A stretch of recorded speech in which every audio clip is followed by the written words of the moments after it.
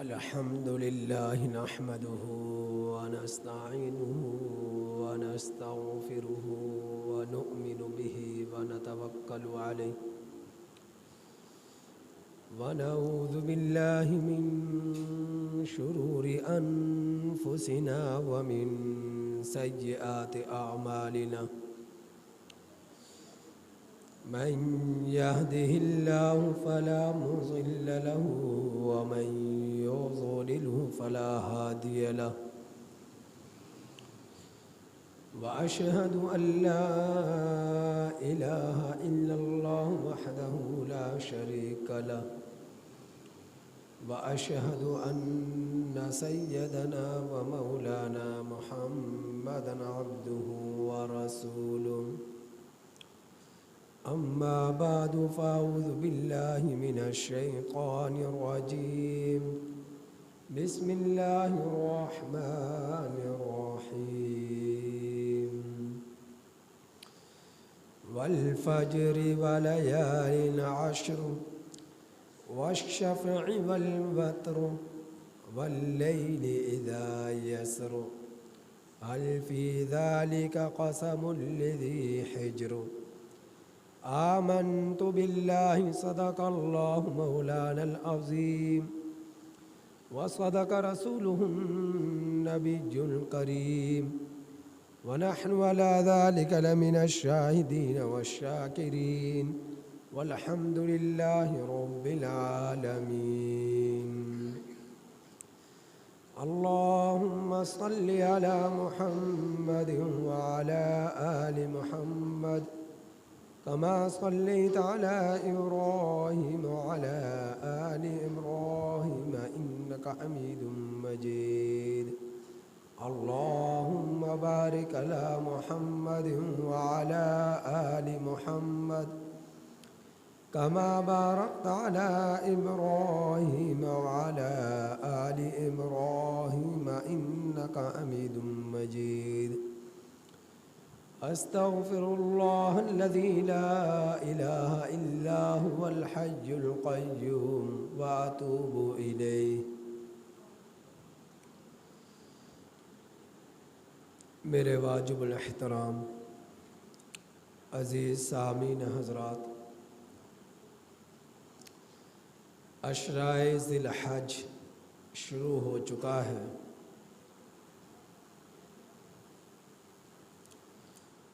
یہ آیات کریمہ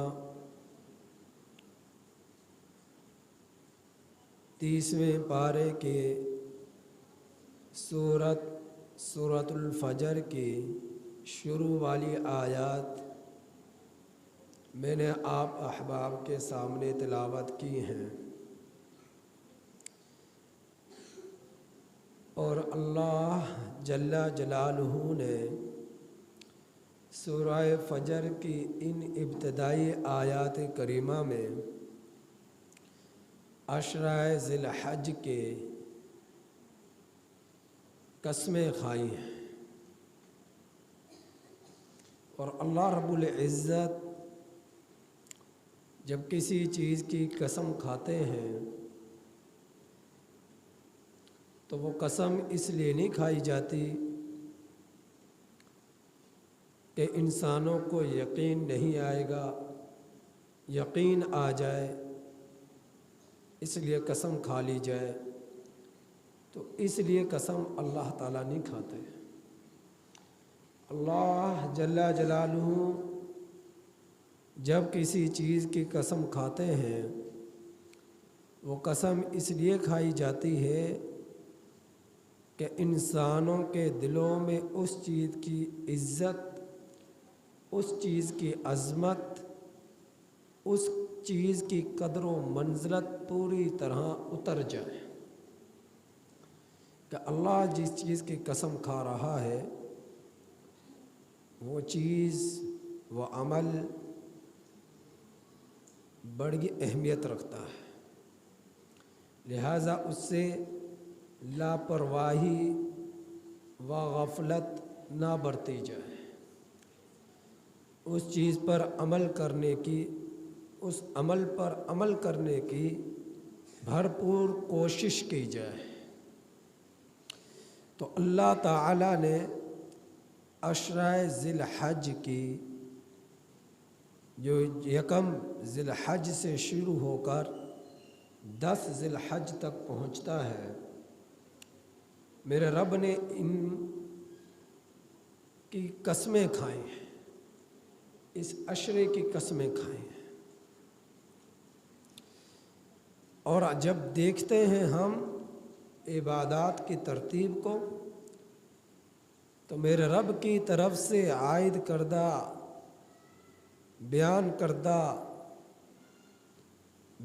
کردہ ترتیب بھی بڑی ہی عجیب و غریب ہے۔ ہم نے دیکھا ماہ رمضان آیا اور روزے فرض ہوئے، اور ماہ رمضان کی تکمیل پر بطور شکرانے کے ہمیں عید الفطر کی نماز ملی کہ شکرانے کے طور پر عید الفطر کی نماز کی ادائیگی کی جائے۔ اور عید الفطر یکم شوال کو ہوتی ہے، اور یکم شوال سے ہی میرے نبی محمد مصطفیٰ صلی اللہ علیہ وسلم نے حج کے مہینے قرار دیے کہ شوال، ذوالقعدہ، ذی الحج یہ حج کے مہینے ہیں۔ تو شوال کے مہینے سے حج کا احرام باندھ کر سفر کرنا کی اجازت ہے۔ اب آپ لوگوں کے ذہنوں میں یہ بات آئے گی، شوال پورا مہینہ، ذوالقعدہ پورا مہینہ، اور ذی الحج کے ساتھ ابتدائی دن، کیونکہ حج کے 5 دن ہیں اور وہ 8 ذی الحج سے حج کا پہلا دن شروع ہو جاتا ہے۔ تو اتنے دن پہلے حج کی اجازت کیوں ملی؟ پہلے زمانے کے اندر آج کی طرح سہولیات نہیں تھی، آج کی طرح سہولیات نہ تھی، آج کی طرح جدید گاڑیاں اور سواریاں نہ تھی، آج کی طرح جدید بحری جہاز نہ تھے۔ پہلے زمانے کے اندر لوگ دور دراز سے جو سفر کرنے والے ہوتے پیدل یا جانوروں پر سفر کیا کرتے تھے، اور ان کے سفر کئی مہینوں تک کہ وہ سفر کیا کرتے، تب جا کر حرم شریف پہنچا کرتے تھے، مکہ المکرمہ پہنچا کرتے تھے۔ تو اس لیے اللہ کے رسول صلی اللہ علیہ وسلم نے شوال کے مہینے سے ہی حج کے لیے سفر کرنے کی اجازت مرحمت فرما دی ہے کہ جو حج کے نیت سے شوال کے مہینے سے احرام باندھ کر سفر کرنا چاہے وہ کر سکتا ہے۔ اور جب حج کا دن آتا ہے، حج کے ایام آتے ہیں، تو حج کے ایام کب شروع ہوتے ہیں؟ 8 ذی الحج کی ظہر سے، فجر کے بعد سے لے کر زوال سے پہلے 1,00,000 نمازوں کا ثواب چھوڑ کر مکہ المکرمہ میں بیت اللہ شریف کو چھوڑ کر مینا میں چلے جاؤ، اور وہاں تم نے ظہر، عصر، مغرب، عشاء اور فجر تک وہاں رہنا ہے۔ یہ نمازیں وہاں پڑھنی ہیں اور فجر تک وہاں رہنا ہے، فجر تک وہاں رہنا ہے۔ تو 8 ذی الحج سے حج کے دن شروع ہو جاتے ہیں، اور حج یہ عظیم عبادت 5 دنوں پر مشتمل ہے، 5 دنوں پر، 8 ذی الحج، 9 ذی الحج، 10 ذی الحج، 11 ذی الحج، 12 ذی الحج، یہ 5 دن کے اندر حج کے افعال، حج کے ارکان، حج کے اعمال کیے جاتے ہیں۔ جو 8 ذی الحج ہے اس میں صرف ایک کام، مطاف کو چھوڑ دو، 1,00,000 نمازوں کو چھوڑ دو اور کہاں چلے جاؤ؟ مینا میں، اور وہاں جا کر بس تمہارا کوئی کام نہیں ہے، اس جنگل میں، اس میدان میں تمہارا کوئی کام نہیں ہے، بس تم نے وہاں جا کر نمازیں پڑھنی ہے اور کچھ نہیں کرنا، ذکر کرو، نوافل پڑھو، تلاوت قرآن پڑھو، مناجات مقبول پڑھے، خوب اللہ سے مانگے، اس جگہ پر کوئی کام نہیں ہے، بس وہاں ڈیرا ڈال لو جا کر، یہ تم نے کام کرنا ہے 8 ذی الحج کو، اور 9 ذی الحج کو 2 کام، یوم عرفہ حج کا سب سے بڑا رکن ہے، اس میں صرف 2 کام کرنے ہیں، عرفات کے میدان میں جا کر ظہر اور عصر کی نمازیں پڑھنی ہیں، اور پھر سورج غروب ہوا تو اب حکم ہو گیا، اب تم یہاں سے چلو، کہاں؟ مزدلفہ، وہاں جا کر تم نے مغرب اور عشاء کی نماز صبح صادق سے پہلے تک پڑھنی ہے، عشاء کے وقت میں مغرب کی نماز کو پڑھنا ہے، یہ 2 کام ہیں 9 ذی الحج کو، میدان عرفات میں ٹھہرنا اور میدان مزدلفہ میں ٹھہرنا، وقوف کا معنی ہی ٹھہرنا ہے، تو یہ 2 کام ہیں اور کوئی کام نہیں، صرف نمازیں پڑھنی، اور جب آیا 10 ذی الحج کا دن تو اس 10 ذی الحج کے دن میں 3 کام کرنے ہیں، 3 کام،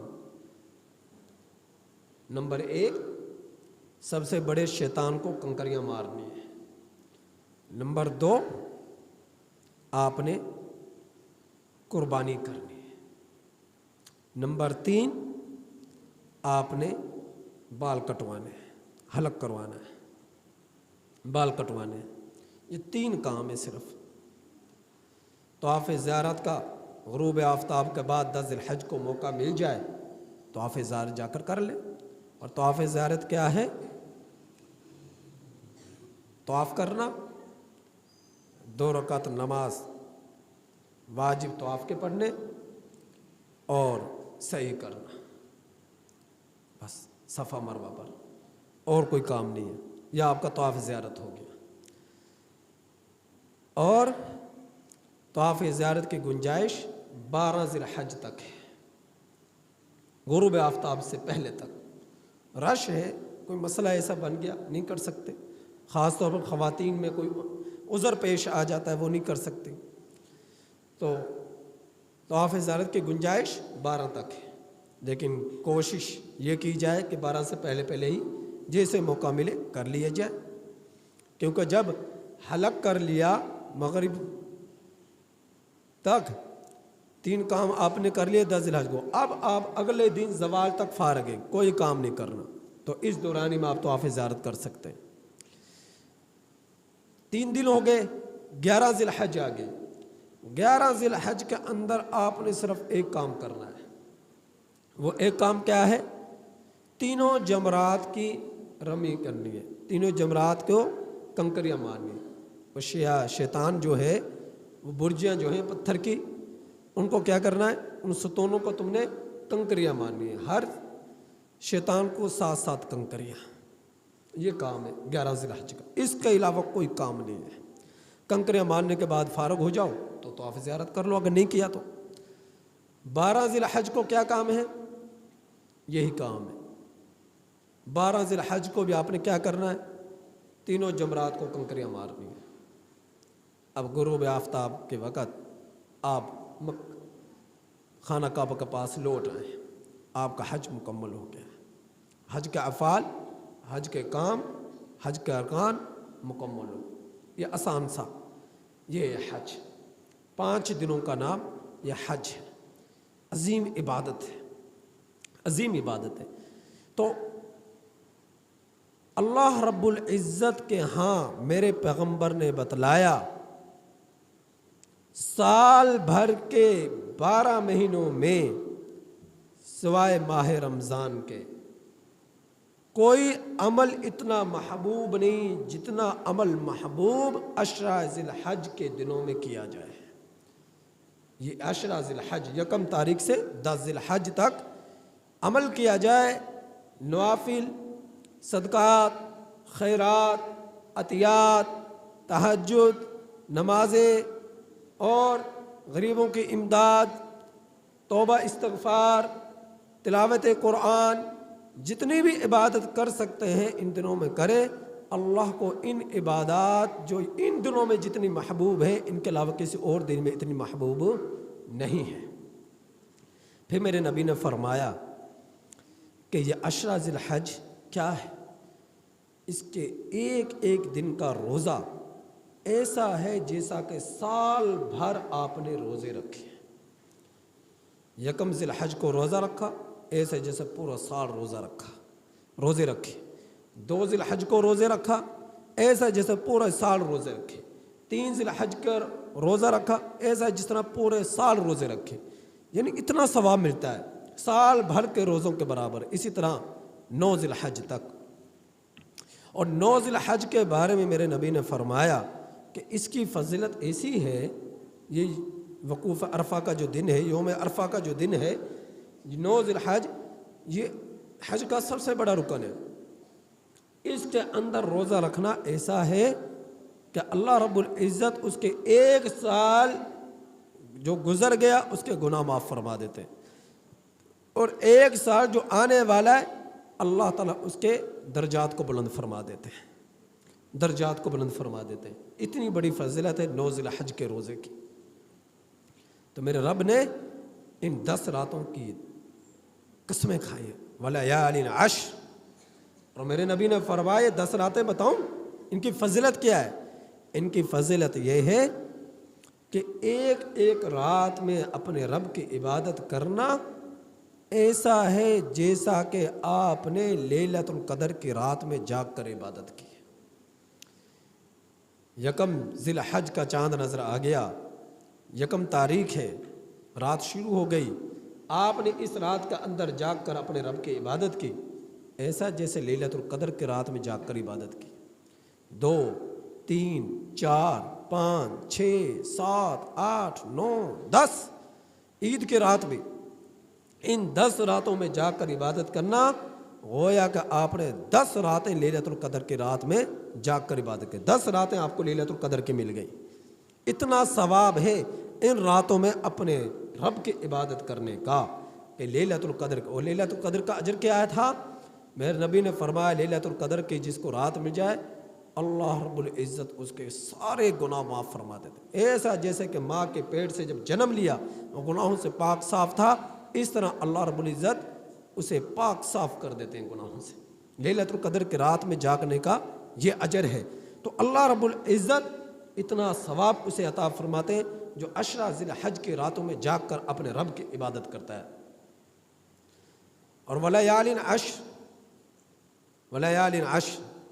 وَالشَّفْعِ وَالْوَتْرِ، جفت کی بھی قسم کھائی، وطر کی بھی قسم کھائی، طاق کی. 9 ذی الحج اس کی فضیلت الگ سے آ گئی. وَلَيَالٍ عَشْرٍ 10 راتوں کی فضیلتیں الگ سے آ گئی، اور ذی الحج 10 تاریخ کی رات کی فضیلت الگ سے آ گئی. آپ اندازہ کریں اللہ قسمیں کھا رہے ان راتوں کی عظمت کو ہمارے دلوں میں اتارنے کے لیے کہ ان کی عظمت ہے، اس کی عظمت کیا ہے، اس کی عزت کیا ہے، اس کی شان کیا ہے، ان کی فضیلت کیا ہے. کہ ان کی فضیلت جس کی قسمیں رب کھا رہا ہے تو اندازہ کرو اس کی اہمیت اور فضیلت اور عظمت کیا ہوگی. تو ہمیں ان راتوں کی قدر کرنی چاہیے، ان راتوں کی قدر کرنی چاہیے. اور زندگی کے یہ ایام انتہائی قیمتی ہیں، ان کہ ہر آنے والی سانس میں اللہ کی عظیم نعمت سمجھتے ہوئے اللہ کے کام میں لگائیں، اللہ کی عبادت میں لگائیں، رب کو راضی کرنے میں لگائیں. تو یہ 10 راتیں اب جب جس نے عشرہ ذی الحج کی راتوں میں جا کر عبادت کر لی، اب اس کے بعد میرے رب نے کتنا عظیم کام کہ رمضان کے روزے رکھے، عید الفطر شکرانے کے طور پر دے دی، اور 10 راتیں عبادت کے ساتھ گزار لی. اور اب ذی الحج کی 10 تاریخ آ گئی، اس میں دو عظیم کام آ گئے، قربانی اور شکرانے کی 2 رکعت نماز عید الاضحیٰ کے کتنی بڑی فضیلت ہے۔ آپ نے قربانی کی کتنی بڑی فضیلت ہے، اور شکرانے کے طور پر کہ یا اللہ تو نے حج کرنے کی نعمت دے دی۔ حج اور قربانی یہ 2 عظیم عبادتیں ہیں جو ان 5 دنوں میں کی جاتی ہیں۔ 3 دن قربانی کے، 5 دن حج کے، یہ 2 عظیم عبادتیں ہیں جو اللہ رب العزت نے عطا فرمائی۔ حج کرنے والا بھی گناہوں سے پاک صاف، اور قربانی کرنے والا کے بھی گناہ جتنے جانور کے میرے نبی نے فرمایا بال ہیں، اللہ رب العزت اتنے اس کو نیکیاں عطا فرماتے ہیں۔ اور میرے نبی نے فرمایا جو قربانی کرنے والا شخص ہے، جب وہ قربانی کرتا ہے تو اس کے قربان کیا جانے والے جانور کا خون کا قطرہ زمین پر نہیں گرتا کہ اللہ کے ہاں وہ مقبول ہو جاتا ہے، اللہ کے ہاں وہ مقبول ہو جاتا ہے۔ اب قربانی کے جانور ہے، قربانی کے جانور کے بال ہیں، ناخن ہیں، سری ہے، پاوے ہیں، اس کا گوبر ہے، اس کی لید ہے، اس کے بول و براز ہے۔ اللہ رب العزت ہر چیز کا کل قیامت کے دن وزن فرما کر اس کو اجر عطا فرمائے گی۔ ہر چیز پر اجر ملے گا، ہر چیز پر اجر ملے گا۔ باقی یہ جو بات جو لوگوں کے ذہنوں میں آ گئی کہ بھئی قربانی کے جانور کو جتنا کھلایا جائے اتنا کم ہے، کیونکہ یہ کل قیامت کے دن سواری بنے گا اور اس پر ہم سوار ہو کر جنت میں جائیں گے۔ یہ ضعیف روایت ہے، کمزور روایت ہے، صحیح سند نہیں ہے، کمزور روایت ہے۔ تو لیکن قربانی کے جانور سے پیار کرنا، اس کو پالنا، اس کی پرورش کرنا، اس پر خرچ کرنا، جتنا چارہ ڈالیں گے چارہ ڈالنے پر خرچ کا ثواب مل رہا ہے، جتنی اس کی خدمت کریں گے آپ کو ثواب مل رہا ہے، جتنا اس سے پیار کریں گے آپ کو اجر مل رہا ہے۔ اور اتنا پیار کیا جائے، اتنی خدمت کی جائے کہ آپ کا اس کے ساتھ انس پیدا ہو جائے، محبت پیدا ہو جائے، لگاؤ پیدا ہو جائے۔ اور جب لگاؤ پیدا ہو گیا تو آپ کے لیے وہ محبوب ترین چیز بن گئی۔ اب جو محبوب ترین چیز ہو، کس کا دل چاہتا ہے اسے جدا کرنے کا؟ کس کا دل چاہتا ہے اسے اپنے سے جدا کرنے کا، دور کرنے کا؟ کسی کا دل نہیں چاہتا۔ تو اللہ تعالیٰ کہتے ہیں میری خاطر محبوب کو قربان کرو، میرے خاطر اپنی پسند ترین چیز کو قربان کرو۔ اللہ تعالیٰ اس چیز کو پسند نہیں کرتے میرے مقابلے میں کسی اور سے محبت کی جائے، مجھے چھوڑ کر کسی اور کو اہمیت دی جائے۔ تو اللہ تعالیٰ فرما رہے میری خاطر اب جس سے تجھے پیار ہو گیا، جس سے تجھے الفت ہو گئی، جس سے تجھے محبت ہو گئی، اب اسے اپنے ہاتھوں سے ذبح کر، اپنے ہاتھوں سے اس کی رگوں کو کاٹ، اپنے ہاتھوں سے اس کی گردن کو کاٹ۔ اب اللہ اسی کو جس کی خدمت کرنے کا حکم دیا، جس کا خیال کرنے کا حکم دیا، جس سے پیار کرنے کا حکم دیا، جس کو ایذا نہ پہنچانے کا حکم دیا، اب اسی کے بارے میں فرما رہے کاٹو اسے، ذبح کرو اسے، اپنے ہاتھوں سے اسے ذبح کرو۔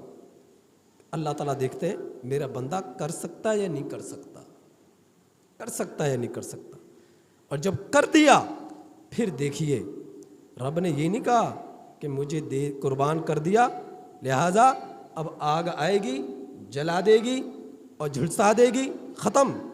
فرمایا بس میرے بندے تو نے کر دیا قربان، میں نے کر لیا قبول، اب تو اسے کھا، اب اسے تو کھا، خود بھی کھا، رشتہ داروں کو بھی کھلا، غریبوں کو بھی کھلا۔ 3 حصے تقسیم کرنا مستحب عمل ہے، سنت عمل ہے۔ 3 حصے کر لے، ایک اپنے خاندان کے لیے، فیملی کے لیے، سارے گوشت کے 3 حصے برابر کے کر ایک اپنے لیے، ایک رشتہ داروں کے لیے، ایک غریبوں کے لیے۔ اور اگر کوئی شخص 3 حصے نہ کرے، اپنے لیے ہی رکھنا چاہے تو اللہ نے اس سے بھی منع نہیں کیا، رکھ سکتا ہے، لیکن ہمدردی، احساس غریبوں کا یہ ہونا چاہیے، کرنی چاہیے۔ سنت اور مستحب عمل ہے کہ غریبوں تک بھی آپ کا گوشت پہنچ جائے، لیکن اگر خود کھانا چاہے تو وہ کھا سکتا ہے، وہ کھا سکتا ہے۔ تو دیکھیں اللہ کے راستے میں قربان آپ نے کیا ہے اور اللہ جسے تم نے قربان کیا ہے اسے تمہیں دے رہا ہے کہ تم ہی کھاؤ، تم کھاؤ، تمہارا دل چاہے اسے کھاؤ، چاہے سارے کو تقسیم کر دو، جس طرح تمہارا دل چاہے کرو۔ اب ہمیں کھانے کے لیے اللہ تعالیٰ دے رہے ہیں، تو اللہ تعالیٰ دیکھنا یہ چاہتے تھے کہ میرے بندے میرے حکم پر عمل کرتے ہیں کہ نہیں کرتے۔ تو اس لیے میرے رب نے فرمایا لن ینال اللہ لحومها ولا دماؤها ولکن ینالہ التقوی منکم۔ اللہ تعالیٰ کو تمہارے گوشتوں سے کوئی چاروکار نہیں ہے، تمہارے گوشت کا کوئی اللہ کو پرواہ نہیں ہے، تمہارے خون کے اللہ کو کوئی پرواہ نہیں ہے۔ اللہ تعالیٰ تو یہ دیکھنا چاہتے ہیں تمہارے اندر تقوی کتنا ہے، تمہارے اندر رب کا خوف کتنا ہے، تمہارے اندر رب کے حکموں کی اتباع کتنی ہے، تمہارے اندر رب کے لیے غیر کی فنائیت کتنی ہے۔